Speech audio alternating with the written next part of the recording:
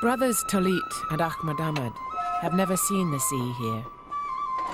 To look at it, you'd think boys like this have been grazing their goats for thousands of years in this harsh desert landscape. But you'd be wrong. 30 years ago, this desert didn't exist. This was the Aral Sea. At school, our teachers told us what the Aral was like before. They showed us pictures and maps.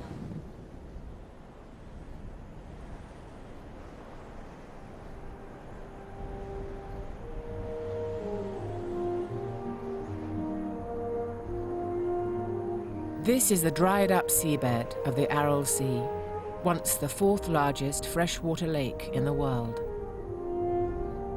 It used to be the size of Ireland. It supported thousands of fishermen who sailed between over 1,100 islands separated by lagoons and narrow straits. Рыбы было много. Скажем, мой отец был рыбак, да? There were a lot of fish. На фронте, значит, воевал. Где-то в 48 году они уже демобилизовались. My father was a fisherman. When he and my uncles got out of the army in 1948, they'd leave in the morning in 2 boats. They'd net 200 metric tons of fish by evening. 75-year-old Pyotr Ivanovich Bochkov was the chief engineer of the canning works here in Moynak. When the sea used to reach this town, it provided work and living for some 30,000 people.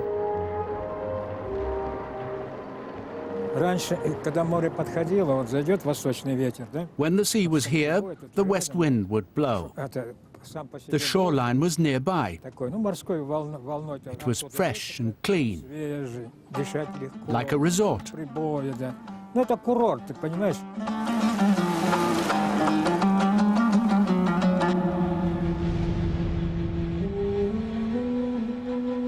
Now, that sea is 250 kilometers away. The canning factory is an abandoned ruin.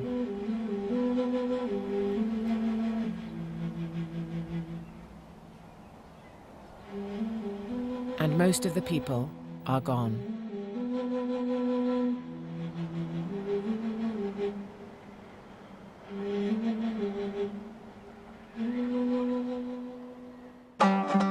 The Aral Sea was a vast oasis in the desert on the Silk Road, the trading route that linked China to Europe.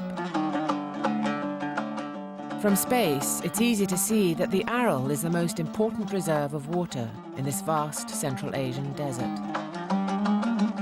And it's vanishing. This photo was taken in 1973, this one in 1987, and this one in 2000. 80% of the Aral Sea has dried up. It's split in half.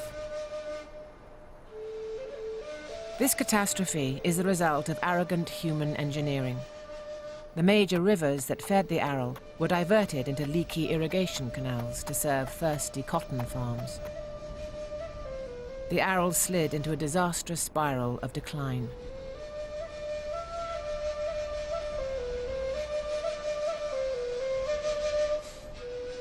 The dried seabed is now called the Aralkum Desert.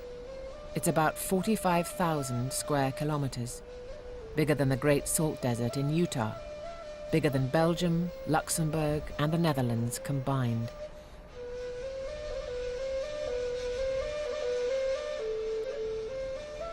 As the sea dries, decades of agricultural and industrial pollution are left behind.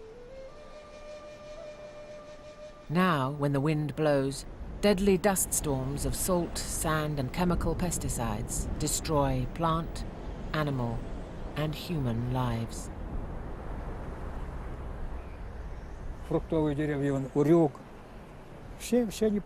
All the fruit trees are dead, and they're never coming back. Grass used to grow here. It's all gone.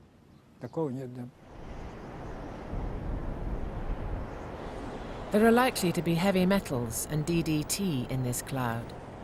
Dust from the Aral blows high into the atmosphere, contributing to climate change. And it travels far. Pesticides from the Aral have been found as far away as the South Pole, in the blood of penguins. And here in nearby Moynac, the former fishing port, the catastrophe has brought an epidemic of tuberculosis and other illnesses. Everybody here is ill. The children all have anemia. We don't have proper food, there's no money, and we don't get any aid. Everybody here is suffering from anemia. Us too. But never mind, we're still alive.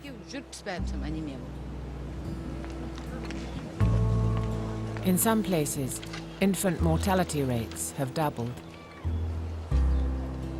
Acute respiratory diseases account for almost 1/2 of all child deaths. Liver and kidney diseases are becoming more common, as are some types of cancer.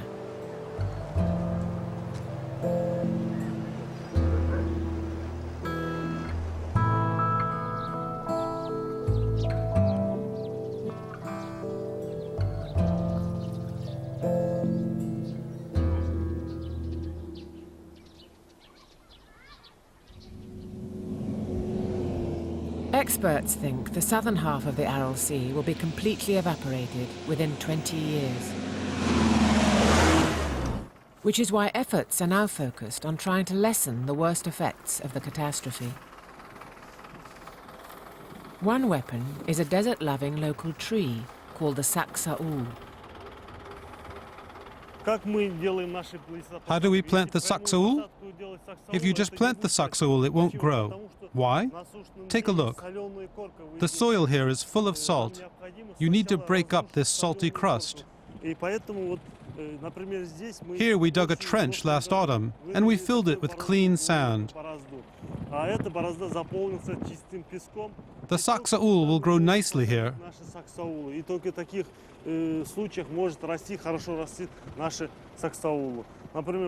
See the difference? It's all salty here, and here it's nice and clean.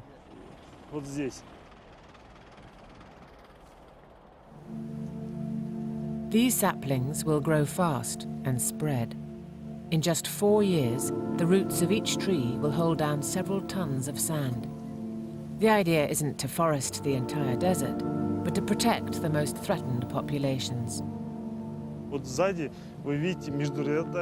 Behind me you can see where a natural wood is growing between the rows we planted.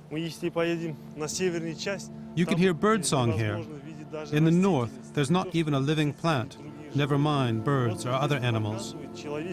That shows what human hands can do.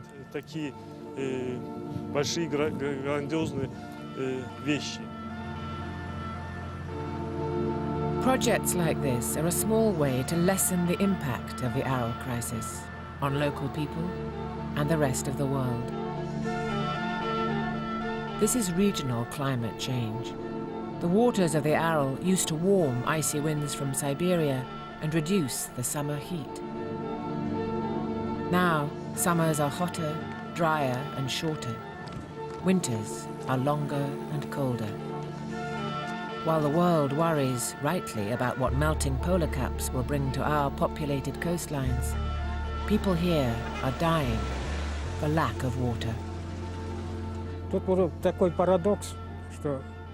The paradox is that other people are threatened by water. The oceans are rising, aren't they? But here, water levels are falling. The sea has dried up. It's a paradox, isn't it? Не парадокс ли, правильно, да?